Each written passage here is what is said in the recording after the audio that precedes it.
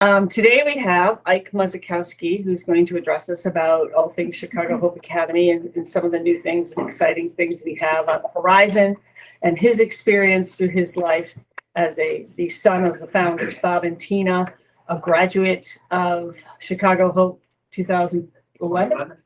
2011. I still think of him as that age. He's been everything at Chicago Hope: admissions, soccer coach, college counselor, teacher, and now he's our president and principal for the kids at the school. He's amazing with these kids. And as I know you've all heard about, most of you have heard about Chicago Hope Academy before. To those of you that are new, we're a 98% minority school, really pulling kids off of the street and helping them and out of the CPS school system where they're lost, and turning them into young, attentive adults. I like to say decent, but everybody's the definition of that is a little bit different, but helping them get a leg up so they can succeed in life. And a lot of that is due to this young man, Ike, who is fantastic with these kids, grew up in the neighborhood, knows all the slang, knows all the rap, fits right in, and they lean on him and follow him. And I'm so happy that he is in the school to lead them. And with that, I would also like to say we have Lisette Ortiz here.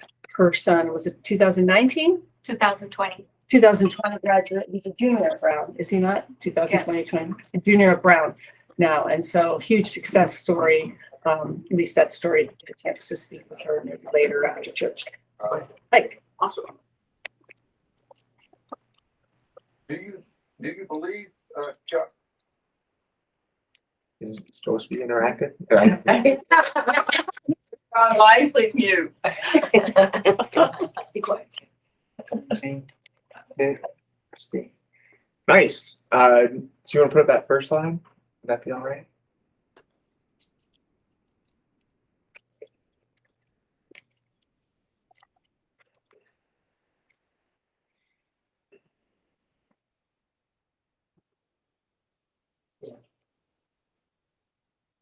Nice. Cool. So I'll just start off with a quick prayer. God, thank you for blessing us with healthy bodies, healthy minds, with hearts of humility and hopefulness. I pray that you would bless this time we have together, that you would bless those that we love in our lives, and that you would comfort those who are without friendship, food, or shelter in their sorrow. I pray that you would be a light in their lives. Help us to be kind to one another and fill us with the spirit of gratitude. In Jesus' name, amen. Nice. So my name is Ike. I do enjoy rap. I'm also from Tennessee, so I enjoy country music as well. My dad is from Bayonne, New Jersey, so we're big Bruce Springsteen fans, and Elvis and the Eagles, Creedence Clearwater Revival gets played a lot in our house. But my favorite genre of music is rap. Thank you, Tracy. So Chicago Hope Academy is one of the only non-Catholic Christian high schools in Chicago. There's one other, Daystar, that they just launched their high school. There's about 45 kids in their high school. But before then, we're the only Christian school that wasn't supported by the Archdiocese in the entire city. So besides that, there's Wheaton Academy, Timothy Christian, Aurora, a bit farther out. But for kids from the southwest and north sides of Chicago, there are not many high school options that can continue to guide students in a spiritual life fashion outside of the Catholic school. So I wanted to sort of give you a contextualization of where we sit so uniquely as a school, because we are in a unique position in a complicated landscape. So there's a lot of data, but I think it's pretty fun and interesting. So bear with me. So enrollment at the public schools. You can see in the year 2000, there were 430,000 students there. We're down to 322. So we've lost 108,000 kids. Families have fled the Chicago public school system. There are currently 160 high schools with about 104,000 students enrolled in those high schools. Slide.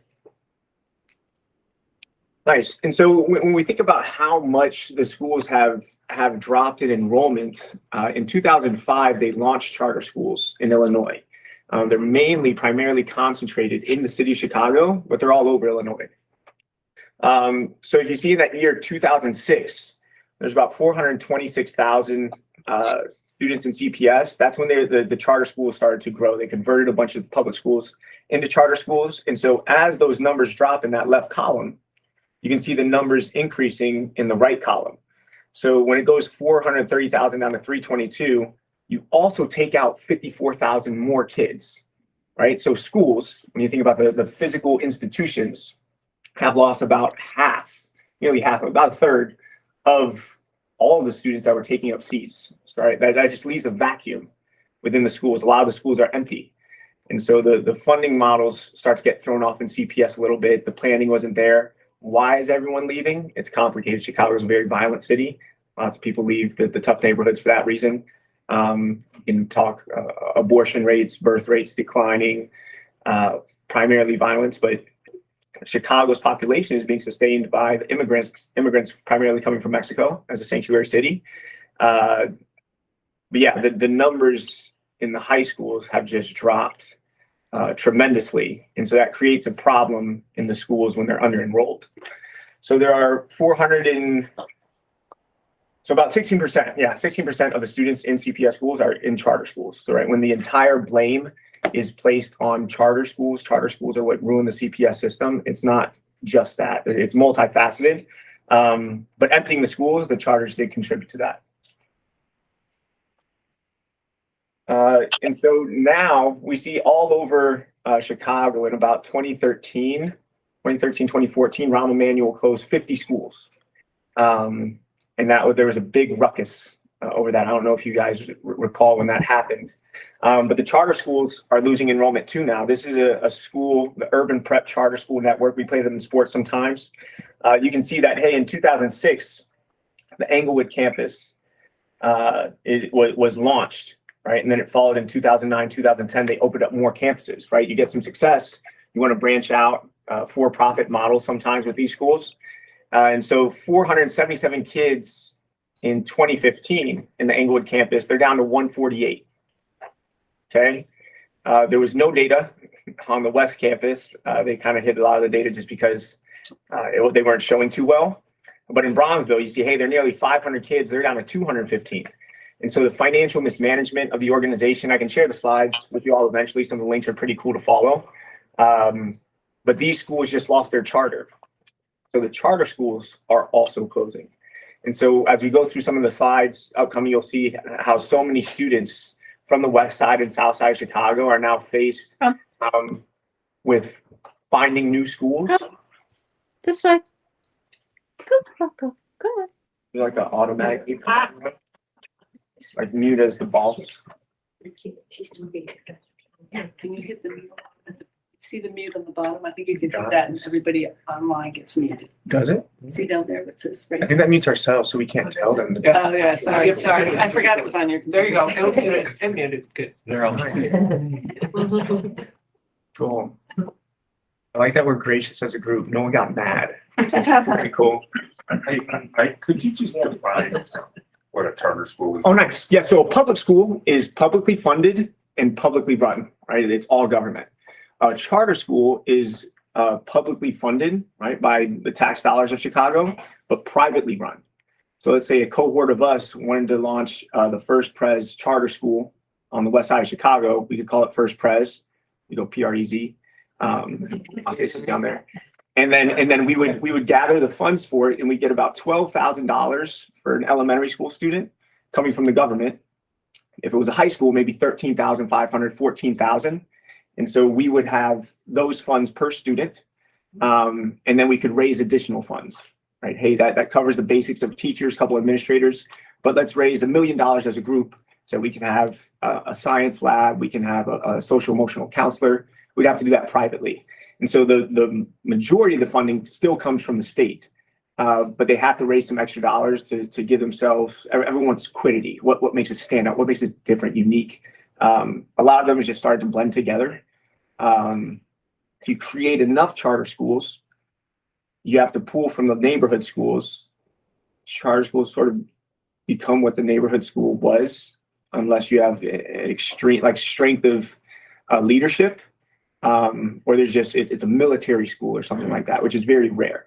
So a lot of the charter schools and public schools, you can't really see a distinguished. There's not much differentiating the two in a lot of places in Chicago. Some of the public charter schools are a lot more strict. Like you're slouching in your seat, you get a demerit, right? You didn't have the top button, you get a demerit. Your sleeve rolled up, demerit, and it becomes a little more militaristic, which I'm not a big fan of. And it's non-union, right? Non-union, but they're trying to start unionizing, which is also interesting. We'll go to the next slide. It's also a lottery pool. And there's lotteries you can apply to get into them. Yeah, they're pretty similar. Okay. And then private schools are privately run and privately funded. So we as a school receive no government funding. So here's a racial breakdown for the schools. So it's the city of Chicago's public schools are 47% Hispanic, right? The city of Chicago is closer to a third split, Black, white, and Latino, and then Asian and other. There's 4 categories at the bottom. And so you'll see interesting in this next slide when you think of, hey, the majority of the students are coming from, you think about top private schools on the left. White and Asian students, I just blended the two together as a stat, Black and Latino. However you choose to interpret and define person of color, model minority myths, everything like that is up to your discretion. I just did this for the sake of the chart. So 80% of the students who attend the top private schools in Chicago, Latin, Francis Parker, University of Chicago Lab School, about 84% are white or Asian. At the top selective enrollment schools, which are the most elite public schools in Chicago, Walter Payton, Whitney Young, Northside College Prep, Jones, right? Those are also just about 52.5% white and Asian. You go to the public schools though, white and Asian population is only 14%. What's going on there? Why are all the best schools, the most selective schools, the impressive schools are still predominantly white and Asian, but the public schools in general don't have that? And then you see Chicago Hope, we're about 98% Black and Latino. So however you want to sort of interpret this is up to your discretion, but it just sort of shows, hey, should private schools be only for rich kids? Should they be for only white and Asian kids? They predominantly are. Right? It's not because of the force of the nature, just because you are white, you're here. Comes with finances, socioeconomics, intentionality, intergenerational wealth passed down. That's pretty cool. Is that the fire? It's not right. Just ignore it. Cool. So we'll go to the next slide. And so here you see some of the top private schools, right? So Francis Parker, about 75% of the kids pay $40,000 in tuition a year. U Chicago Lab School, so it's only 30%, but probably because they're just giving a little bit of financial aid. So they're not technically full payers. But you just sort of see like, wow, to go to a private school in Chicago, you have to have some money saved up. So a parent who makes $38,000 a year and has 4 kids, no Wi-Fi in the house, they don't have option here. Even a middle class, upper middle class family isn't going to be able to pay $40,000 a year, double pre-K through 12, right? So these schools are dynamite. They're so impressive. So you see the little cartoon. I like cartoons. I'm a big fan of the New Yorker. But when you see those books, right, you see the students on the left, right? Imagine those books, because anyone can pick up a book and read. Everyone's got access to a public library. Kids don't like to read on their own anymore.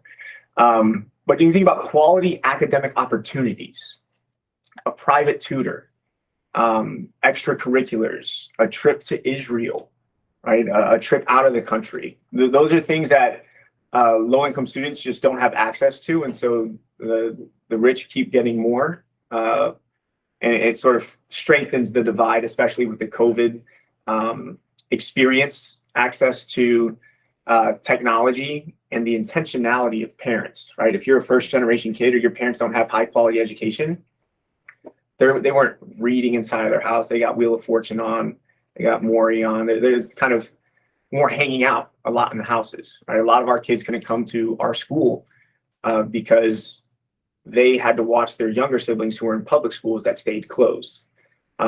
This past April is when masks came off in Chicago for schools. So even though COVID might seem, hey, we're a little bit past that, like we just came out of this. So this was our first semester we just completed. Normal.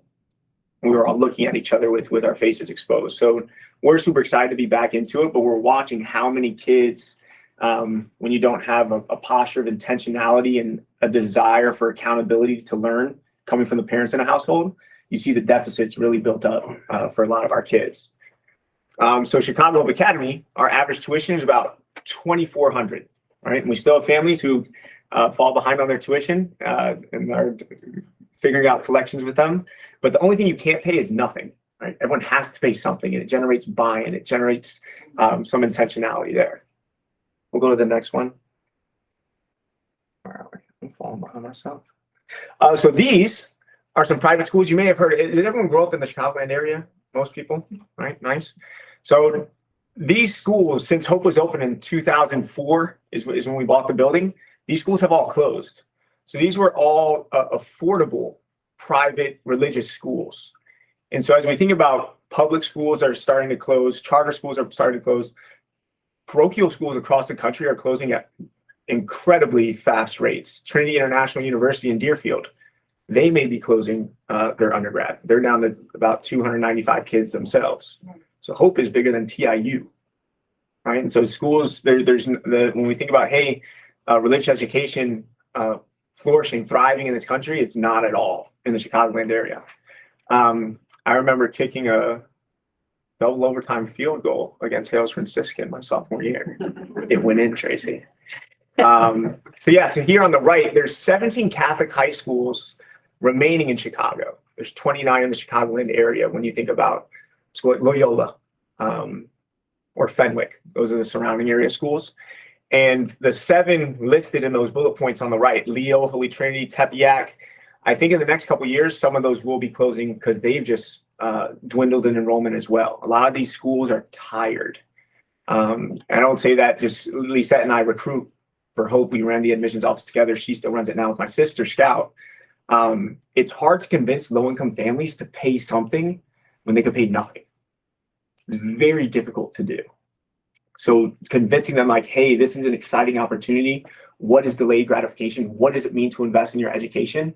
When someone hasn't experienced a quality educational outcome in their family, intergenerationally, it's not attractive. You're not pulled towards it. So the art of persuasion there is also kind of uniquely brought to the forefront, and families start to take pride that they come to Chicago Hope Academy or that they go to some of these other schools. And Lisette will share herself like, hey, you feel super proud when families say, I'm willing to pay. I'm going to sacrifice, right? When a family might be a family of 4, right? Living on $52,000 a year. If you're paying $2,000, $3,000 after taxes come out for a private school, hey, you're not getting 2 new pairs of shoes this year. Hey, we're not going on vacation. Like, oh, so it's, I mean, we're so blessed to be in America, even if you're living in poverty in America. I think there's so many blessings. Everything's relative when we think about the children starving to death in Yemen. Like, we're all right. We're okay. But we still appreciate that intentionality because they feel, many of our students and families from the neighborhoods they're coming from feel like, hey, they're bottom of the barrel in Chicago in terms of academic opportunities and socioeconomic realities. We'll go to the next one. So Hope, this is who we are. That was at our potluck. Those were the tables that First Pres donated to us so that we could have a potluck for the first time coming out of COVID. So we have 290 kids and we can't fit anymore. Later in the slides, we're going to show what we're hoping to do in the next 2, 3, 4, 5 years in terms of building a new school to grow by a couple hundred kids, but also having a quality building that allows us from the afternoon to the evening times to provide trade school classes, career and technical education courses for the either returning citizens, formerly incarcerated individuals, or just people living on the West Side who want to learn new skills and earn certificates. The majority of our students are first-generation college students. About 80 to 90%, depending on the year, come from CPS and charter schools. So we are an extension of the product of CPS, which is interesting to pool kids from about 55 different schools and bring them all together under one roof. Is definitely tough when over these last couple of years, they've all been learning different things. Some schools didn't open at all. Some schools had them do check-ins online once a week. So now we're playing catch up in a lot of different ways. And the majority of our students qualify for the Investing Kids tax credit scholarship. So now if we go to the next one, when we think about school choice, right, there's a big school choice debate over the last, I don't even know, before I was born, I mean, 30, 40, 50 years, I'm not sure when it started. But hope is essentially the manifestation of school choice in Chicago. And usually when you think of school choice, you think, hey, blue versus red, Democrats versus Republicans. So the tax credit scholarship allows students who are low income to attend a private school on a scholarship based on the generosity of taxpayers. So taxpayers can say, hey, I want to make a $10,000. Let's see, John Doe gives a $10,000 donation to Hope. We receive a $7,500 tax credit. And so that would go towards Aaron, say. And so Aaron would receive that $10,000 in scholarship. His family would pay about $2,400 on average. And then we'd raise the $4,000 creative ways, like someone driving across the country on a bike, to raise money for our students to have scholarships. And that's how our school functions. That's how we stay open. That's how we work.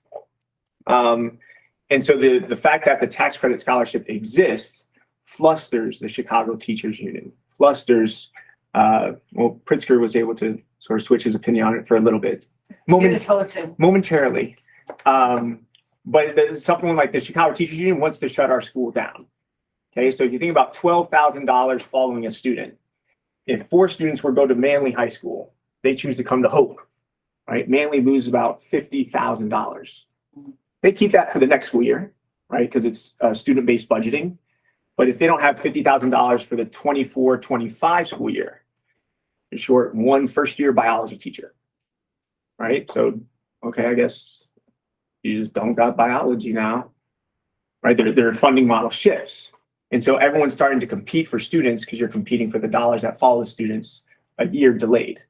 Don't you have to offer in every school, right? Aren't they accredited or reviewed in some fashion that requires them to provide like biology or? Yes, and yeah, they would still provide biology. I was giving you an example. So they would they would still be one teacher short. So if you're a teacher short, your class sizes grow, right?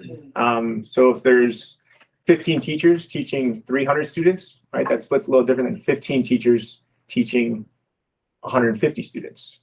And how the class grid is set up for the teachers and when their preps are, can you offer as many classes, right? You can't have AP classes and support classes when there's so few students. We'll go to the next one. So why would a student pursue Hope, right? When you think about all the schools that are around, and you have to pay, right? So Manly High School has a capacity. It's our local high school. It's a local high school about 5 blocks away from our athletic center. So it has capacity of 1,200 students. You can take a guess. How many students are enrolled at Manly High School? Anyone can guess. This is a cold call. 350. 350?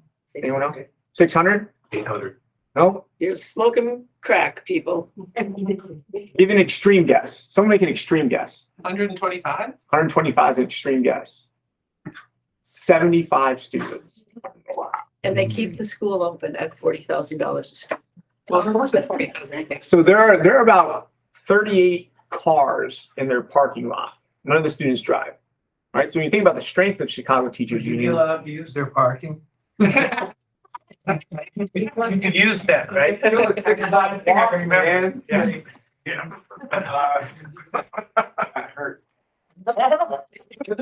So yeah, that's when you think about, okay, why would I go to Manly High School? I don't know if you can click this link here, if that would work.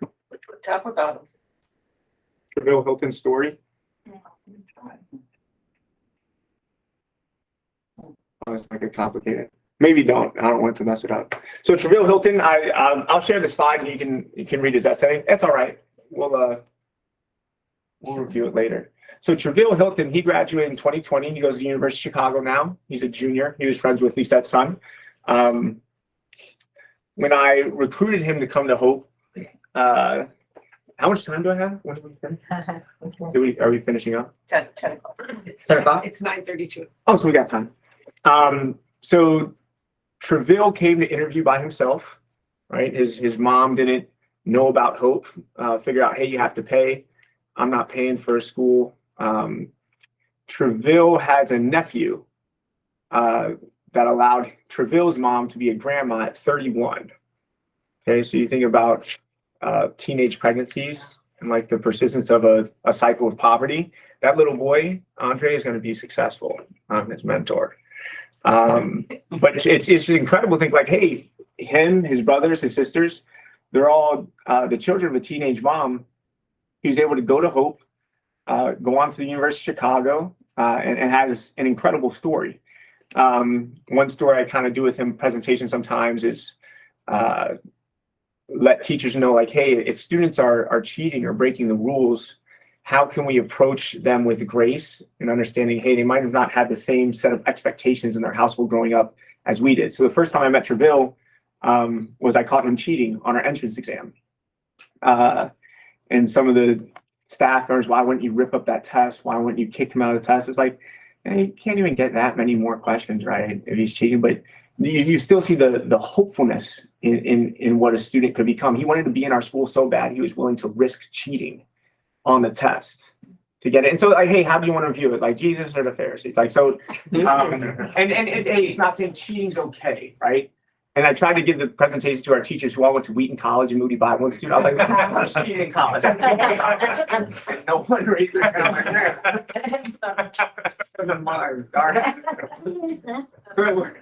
It works with the right crowd, but that mentality of give kids more chances is what I'm a big fan of. So Treville was all-state academic team, was the only freshman on our basketball team when we got third in state in 2017. Played rugby, led the gospel choir, graduated fourth in his class, and goes to U Chicago now. And so there's two sets of twins, he and his brother, and then we're seniors when their twin brothers were eighth graders. We have two sets of Hilton twins for 8 years in a row. Pretty cool. And so he worked at Menards the summer after graduating to pay for his younger brother's enrollment fees. It's like that's the kind of mentality he has. And he couldn't even get to work on multiple days because there was the shooting of Adam Toledo. I'm not sure if you guys remember that. A police officer shot Adam Toledo. And then a lot of gang violence started to rise, and it became a Black gangs versus Latino gangs. So Treville lives in Cicero, and he would have to cross through a Latino neighborhood to get to Menards. So he couldn't go to work for about a week and a half. Sometimes someone had to pick him up and drive him over there because you can't stand on the bus because you're a Black guy in a Latino neighborhood. Pretty wild, pretty crazy. And he's trying to work a minimum wage job to pay for his little brothers to have the same experience he had instead of going and having fun at orientation in the summer program at U Chicago. So like that sort of mentality is what I'm hoping for when I see, okay, so he cheated on the entrance exam. Like, are we still caught up on that? That's what we're still thinking about. Like you can see so much, see them for who they can become, not just who they are. That comes for any student is my mentality. And some kids, they abuse your generosity and you got to cut kids loose eventually once they're, you can't keep leaving the 99 for the one, right? Jesus only told the story once, like you can't keep doing it all the time. But that's an example of, hey, we're going to be hopeful. We're going to be encouraging. We're going to be optimistic about what they can do. So Manly High School, a beautiful thing, is a pretty cool documentary narrated by Common. Common is a famous Chicago rapper. I think Dwayne Wade helped fund it. So they're the only Black crew team in America at the time. They had a team for about 2 years. And so that documentary came out. It was pretty cool, maybe 2 years ago. 3 years ago, and the school is just about to close. Like it's just over, right? That's a school with 1,200 kids. So when you think about a legacy, when you think about continuing on, Manly was actually named after an engineer who went and sacrificed his own body to stop like a hot water heater. There's like a vat of water that was overflowing. He needed to reach in and turn it off so the school wouldn't like explode where all the kids were, and like burned his hand off. I don't know. I think it's pretty cool story about the school in general, but their school is about to close and it's about to be over, unless the CTU keeps strong the way they do. We'll go to the next one. So why would they pursue hope? So I don't know if you heard about the Halloween shooting. 15 people were shot in Chicago on Halloween, at a vigil, right? So a memorial service for someone who had passed away on the corner, probably at 9:00. 15 were shot, 3 were little kids. So that shooting is 1 block away from our track, from where we practice. So like, it's just, when you think about, oh, we don't go to Chicago because of all these different reasons, that's where we are. So that's the reality of where our kids live, where they're coming from. So that mentality seeps into the high schools, seeps into the community. It's very apparent. And so you don't want to go to public schools near your house because it's just dangerous, right? It's dangerous after school. It's dangerous during school. We've had kids, there were 2 kids shot outside of Juarez High School 2 weeks ago, 2 in the afternoon. Like shot right in front of the school. It's pretty wild how reckless the gun violence has become. Also, when you think about Harper High School, in 2012, 29 students were shot and 8 were killed. Right? When you think about the Sandy Hook shootings or the Uvalde shootings, this is in 1 year. The reality is that people die here. You get shot here. Like they had a much bigger school at that time in 2012, but wow. For 29 kids to get shot. We had one of our students who was murdered in September, and it just devastated our entire school. But just seeing that's just, hey, you shoulder shrug it and you go to school the next day. It is what it is. It's sort of the reality. So how can we try to get out of these systems is what a lot of kids are thinking when their parents want them to come to Hope. Some of them are coming from good families who could go somewhere else, or their public school is not terrible in their area. But just the intentionality of why kids want to be in our school is pretty beautiful. Some of those links are pretty cool to watch. Oprah Winfrey in 2006 did a whole video. Hey, kids from Harper High School go to Nequa Valley, and the kids from Nequa Valley come to Harper High. And just watching the kids' reactions to it all is pretty, not shocking, but discouraging. Yeah. We can go to the next one. So these are our local CPS enrollment numbers. So this is Hope right here. And then the yellow dot is our West Campus. The arrow left on my little emojis didn't come through. So number 1 would be Manly High School. So it's 6 blocks away from our athletic center. In 2015, they had 356 kids. They're down to 75. Right. So Noble DRW is a charter school, right? They're 463 down to 340. Collins, 419 to 214. Collins has a swimming pool inside of there. Swimming pool's been empty for a couple years. You just like skateboarded it. North Lawndale's down. Marshall High School. If you ever saw the movie Hoop Dreams, the documentary, a kid from St. Joe's, the kid who doesn't make it at St. Joe's goes back to Marshall High School and plays for the Commandos. Their women's coach is the most winningest coach in girls sports, I think, ever in Illinois. She's really cool, right? They're down to 193. Al Raby down to 173. Spry, 76 kids. Farragut, where Kevin Garnett, Ronnie Fields. Are you a sports guy? You're not into all the sports references. Fine.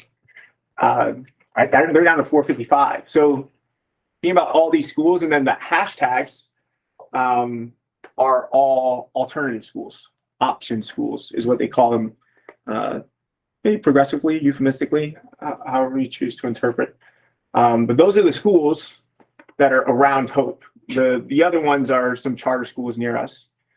This hashtag school, 1 block from us, is in the Juvenile Detention Center. Our school's 2 blocks from the Juvenile Detention Center.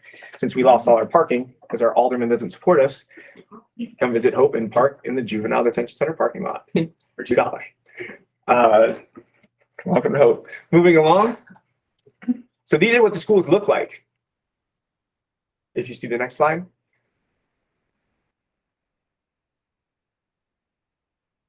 right? So there's Spry High School, really big building. I tried to like shrink the pictures so you can't really see how big they actually look. You know, when you try to go, yeah, I'm not the best at it. But Manley High School on the bottom right takes up an entire block, city block. Marshall High School takes up an entire city block, right? So it's down to 1, 2, 3, 4, 5, 10, 15, 20, right?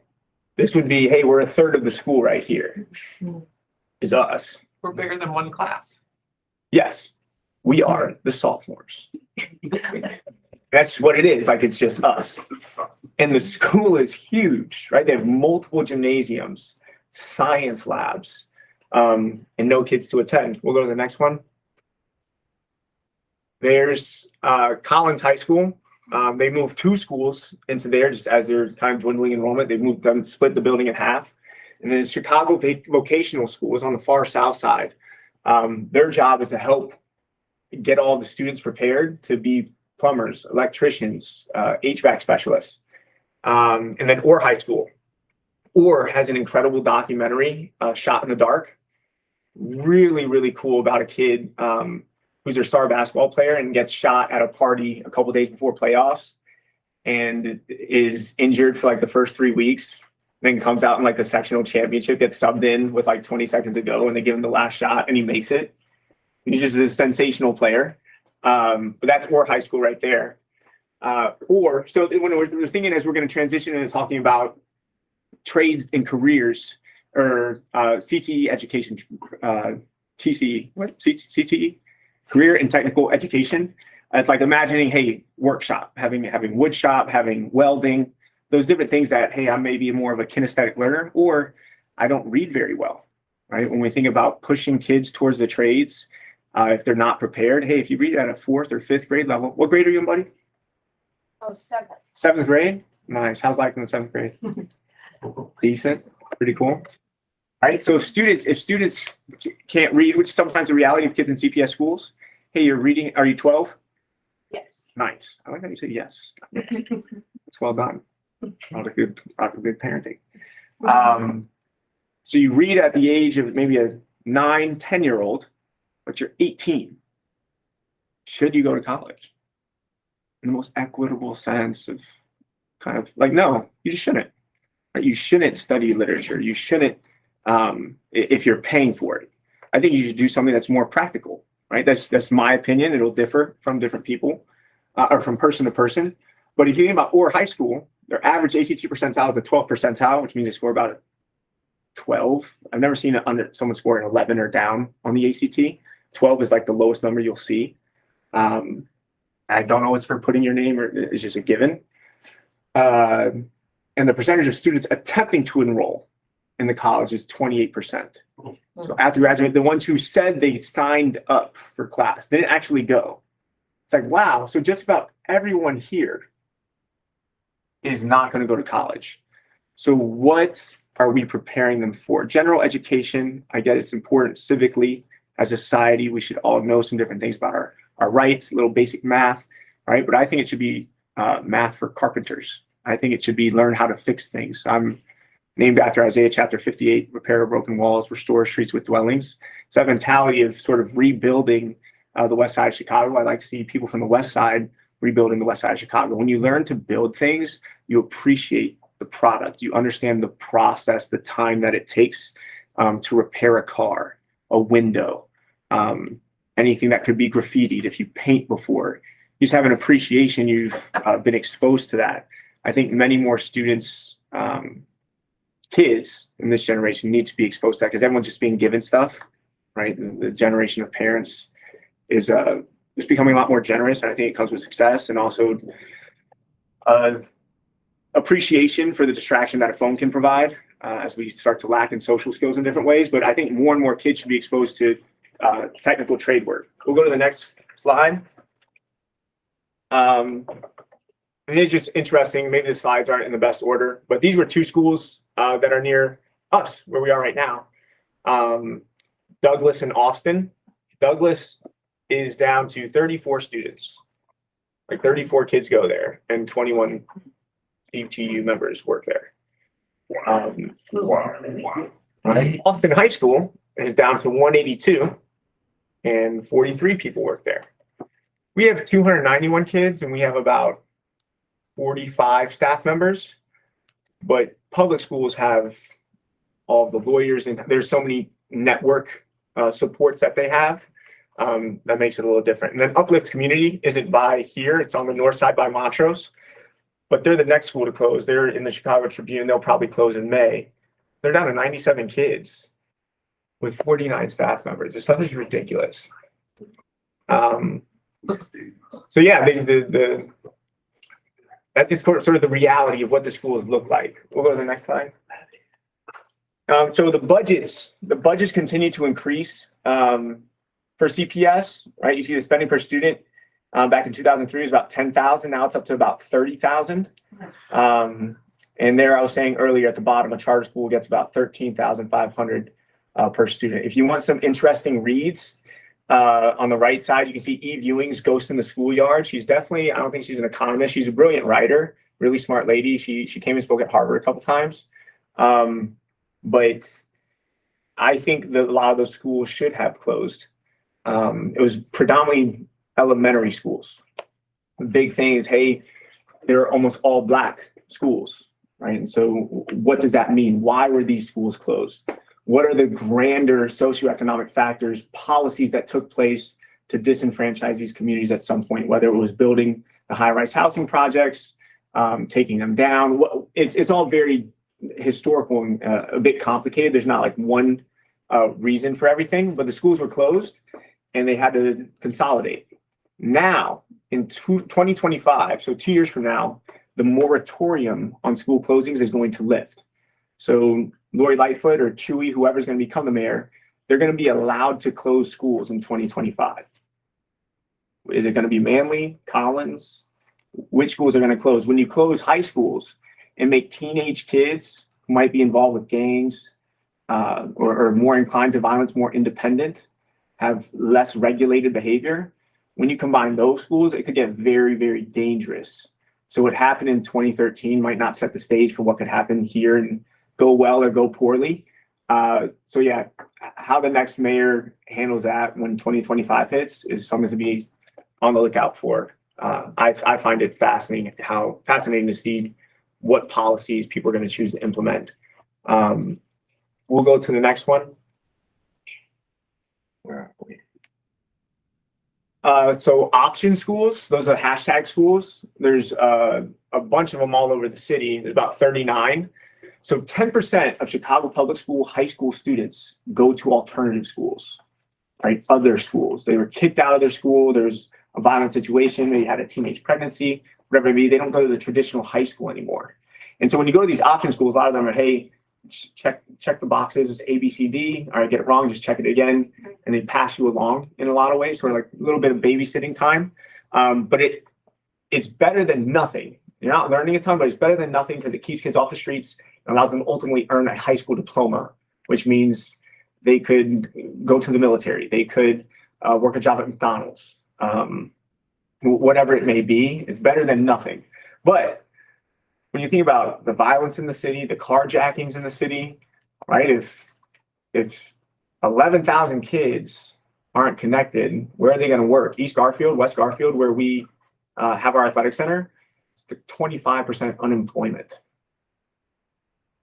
Like 1/4 of the people, and that's not including the people who've chosen to be on welfare already, right? It's not the kids, it's not the grandparents. So it's just like, all right, most people are just doing nothing. Broken window theory, depending on where you sit, but like it gets pretty bad. We'll go to the next one.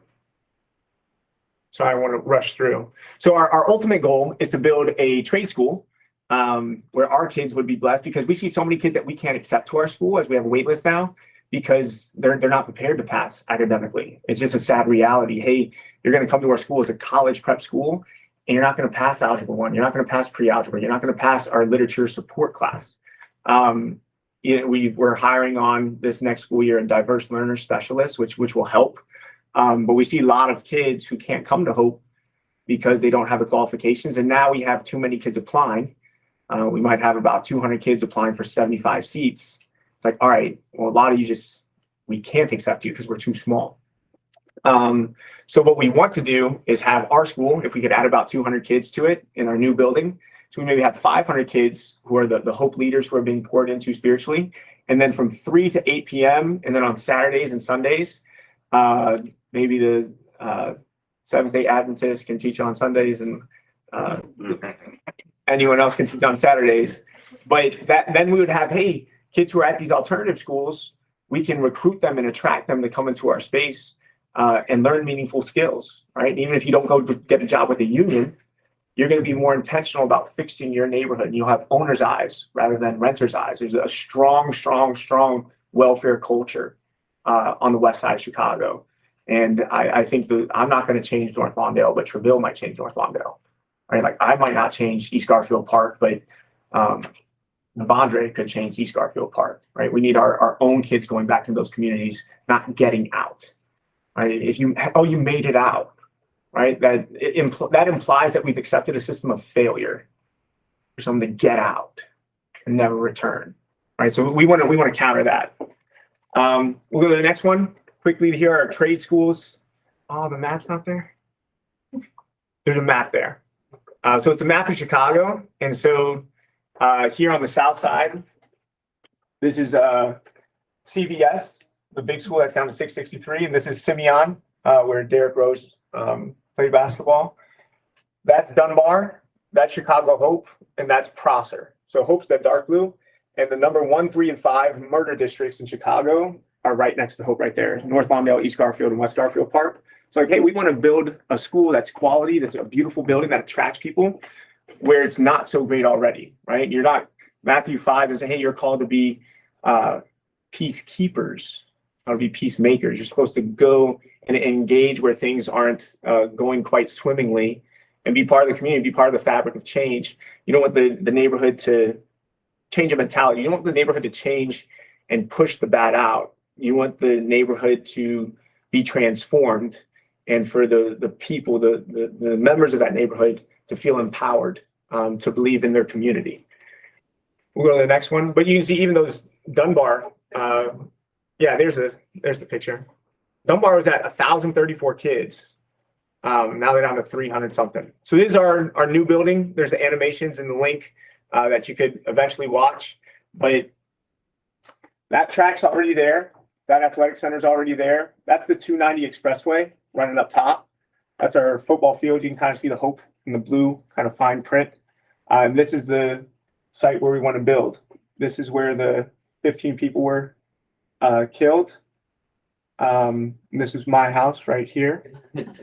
That's the swimming pool I swim in sometimes. And then Hope, our academic building, is probably like right where this wire is about, right? Yeah, that's about right. It's pretty accurate, Trisha. Pretty precise. So that's the school we want to build. It's pretty cool animation. We'll go to the next one. So in Dunbar, they had the Chicago Builds program that they created for the city of Chicago. Hey, we're going to invest dozens of millions of dollars into building the welding bays, the HVAC rooms. You go into Dunbar and you're like, I want to be a welder. Like, and I don't know how to do anything, like fix stuff. But I was like, yo, this is really cool. And so they have, the program is, hey, you can go to other public schools, and if you want to come and learn these trades, we'll even bus you in. And you can come to Dunbar and you get the credits here and do half day at that school, second half of the day here with us, or vice versa. Kids don't want to come because at Dunbar, there's fights, there's gangs, it's disorganized. The culture, the mentality is not ambitious, it's not determined, it's complacent, it's disappointed, it's nonchalant, it's F school. That's the mentality that's there. So they have 12 percentile is their average SAT score. Right? I'm not saying our SAT scores are incredible. I'm saying, hey, let's just review the reality here. 65% of the kids graduate in 5 years. I'm a big fan of 5-year graduation rates. Harvard has it. I'm sure Stanford has it. Like, if a kid graduates from high school in 5 years, good for them. It's okay if they take an extra year. College enrollment of the kids who do graduate is about 60%. Persistence after 1 year is 46. So the kids who will complete 1 year of college, 78 out of 446, 17% of kids who go there might finish 1 year of college. And so within the school, they only have 80 kids enrolled in the trades program. I was the principal of the school. 446 of those kids would be taking a trade school class. I don't care if you study 18th century French poetry when you go to college. You're going to learn these skills. You're going to have something under your belt. It's practical. It's important. It matters. But I don't know. I don't think they're doing it right. I'm not impressed by them. There's no after school programming. There's no neighborhood partnerships. School closes at 4 o'clock, just like public schools do, and everyone heads home. Like, you guys have the most incredible resources. Like, it's one thing to have a class, hey, literature class, we need a whiteboard, everyone has a piece of paper, but the welding machines, the cutting saws, the HVAC tubing and piping for plumbing and laying the concrete, that's all there. They're starting now, because there's so low enrollment in what they have, they're starting an aviation tech program and bringing in airplanes into their empty gyms so the kids can learn to fix the airplanes. Like, they're going to try something else instead of having success in what they already have. And people don't want to go to these schools because they're just low performing. They're tired. It can be as shiny as they want, quality program as they want. The families aren't going. Last 4 slides, they'll be really quick. This is the most hot topic in Chicago. It's the Hope Scholarship. Janice Jackson, she was the CEO of public schools for a bunch of years. These are the schools they selected. If those kids graduate, they go to college for free with like 20 of their partner schools. So it's a really cool social experiment. See, like, hey, if that's removed, if the price of college is removed, would the kids go? Would they persist? Would they enroll? And so it just started this year. So we'll see how it goes. But these are their profiles, right? They've all lost enrollment as well. Their national percentiles on the test, like near the lowest in the nation. Kids don't go to school a lot. College enrollment of kids who just signed up for the city colleges is still low, and they don't publish their performance data, obviously. But I'm saying, hey, for a high school senior who reads at a 5th grade level, writes on a 5th grade level, and hasn't demonstrated mastery of basic skills in geometry or algebra 1, college for free might be the answer. I think the answer should be exposure to trades curriculum earlier, right? Not as a solution for all of Chicago, but I think as a solution for some of the students in Chicago. And that's what we want to be a part of. We'll go to the next one. So this is if we were in church a couple weeks ago, that was a picture I showed. This was my dad on the top right, kind of like looking over the empty space. So we transformed that into a track. About 10,000 kids come through our gym and our athletic facilities each year. Right, so we're an attractive space. Tons of people love being there. We only have 300 kids in our school, but so many people are coming because our programming is organized and the facility is dynamite. Right? Why can't we do the same thing with educational experience? I think the NBA is corrupting the academic ambition or care of the average student on the west side of Chicago, particularly in the Black community. And everyone would be better off if the NBA was canceled. Right? That's why I couldn't care less if Derrick Rose makes another $1 million, but he's pretty cool. So in 1994 to 2003, my dad and mom ran a drug ministry out of the bottom floor of our house. They started the Near North Little League in Cabrini Green. Then the Near West Little League, if you've ever seen the movie Hardball with Keanu Reeves, he portrays my dad in that movie. 2005, we launched Hope. 2017, this track was built. So that's probably a 2015 picture, 2016 picture.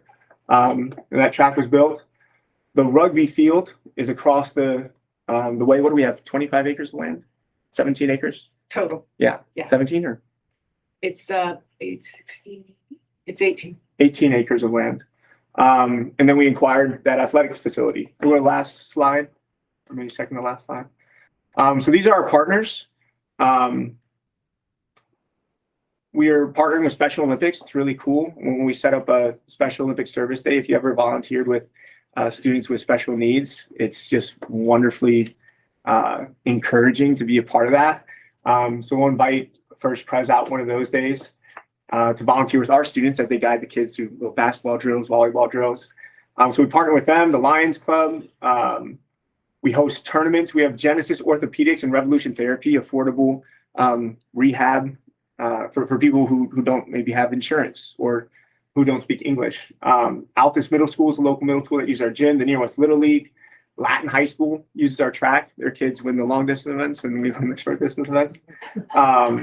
Learn Charter School hosts their graduation. They send a bunch of kids to us. We hosted the senior citizenship luncheon for about 800 senior citizens in the area in the gym for the alderman who took away our parking. Film with kindness. Elite volleyball comes from the suburbs. Chicago Police Department does violence reduction efforts and open gyms there. It's always tough when a kid gets beat up or jumped at the violence reduction basketball open run. Especially when they're applying to. Especially when they're applying to Hope and then they don't come to Hope and it's just like, that's not us. That's all right, whatever. Tough. And then over 1,000 athletes compete on our track for sectional races. Yeah, so those are our partners. That's our school. And then when you think about Hope, there's our average test taker coming in last year tested in the 18th percentile, right? And so we get kids. We're not cherry picked to they're the valedictorian of your school. We get good kids, but like, hey, on average, they're not prepared. They shouldn't go to college on paper. They have no business going to a college prep high school, right? They're coming to ours, right? We're going to work with them. We're not this incredible silver bullet that in 4 years they're transformed. Now they're testing at average, or they're these incredible kids. We'll have some kids who, hey, her son tested above average. Treville, the kid who I caught cheating, tested about 49th percentile, right? Can show they improve and grow and still get into some of these top colleges. Like our average kid shouldn't be preparing to go to an overpriced university when their family doesn't have money and they're academically unprepared. It's like a foolish thing to do, but we keep pushing kids to college, right? We have hopeful stories. That's what we're doing right now. I think kids should join the unions. And Tracy's family comes from a history of kind of working with your hands and fixing things. Lisette's husband is in construction, right? We have a lot of our parents who are involved in that. And so we think that's a positive outlet, an option for kids who are testing so low their percentiles. They shouldn't go to college. Traditional college isn't for everyone. So come visit whenever you want. We're there. We're not going anywhere. If you ever have ideas or suggestions or connections, feel free to push them our way. We're pretty entrepreneurial in spirit and like very inviting in reality. That's Chicago Hope. Tracy, I don't know. Yeah. Here for the rest of our service and march on into the week, but Lord will join us here in this space as we thank Ike for what's going on down at Chicago Hope Academy due to his family and his personal involvement and dedication there. Please watch over our teachers, guide them in their words, actions, and hands as we try to show them what true Christianity is and help these students improve their lives, come to you in the long run, and see that it is a good way for them to go. Help us as we prepare to bring this new program into our school. Help leaders of the city see how necessary it is and reach in to help us, and help the trade union leaders understand how good it can be for them and what a difference it can make for our entire city. We pray for this and for the good of all, Lord. Amen. Amen.